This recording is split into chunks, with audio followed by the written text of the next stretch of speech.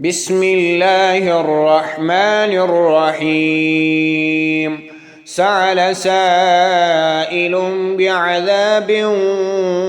واقع للكافرين ليس له دافع من الله ذي المعارج تعرج الملائكة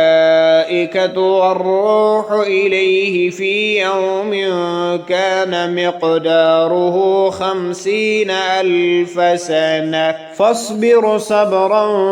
جميلا إنهم يرونه بعيدا ونراه قريبا يوم تكون السماء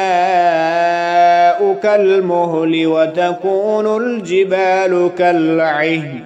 ولا يسأل حميم حميما يبصرونهم يود المجرم لو يفتدي من عذاب يومئذ ببنيه وصاحبته وأخيه وفصيلته التي تؤويه ومن في الأرض جميعا ثم ينجيه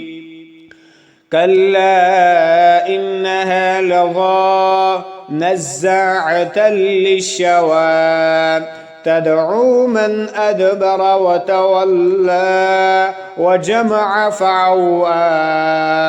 إن الإنسان خلق هلوعا إذا مسه الشر جزوعا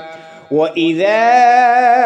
مسه الخير منوعا إلا المصلين الذين هم على صلاتهم دائمون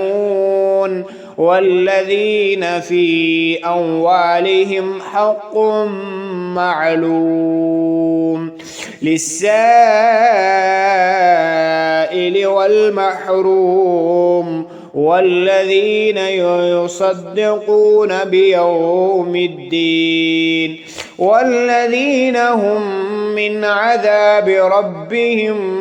مشفقون إن عذاب ربهم غير مأمون والذين هم لفروجهم حافظون إلا على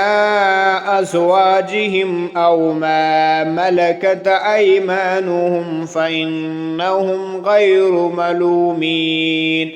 فمن ابتغى وراء ذلك فأولئك هم العادون والذين هم لأماناتهم وأهدهم راعون والذين هم بشهاداتهم قائمون والذين هم على صلاتهم يحافظون أولئك في جنات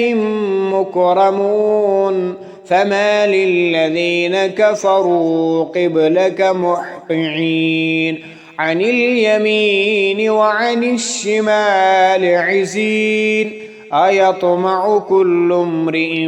منهم أن يدخل جنة نعيم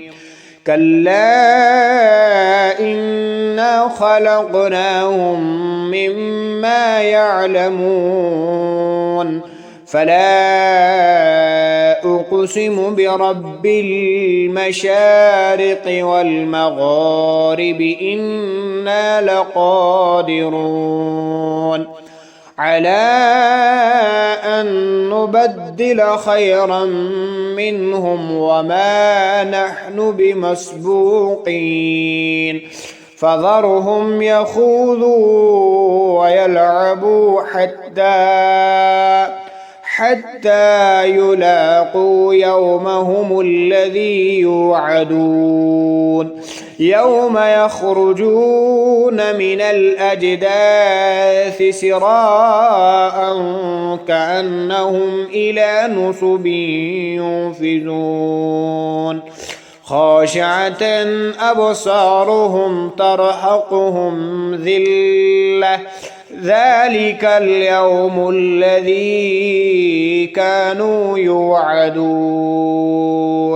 صدق الله العلي العظيم.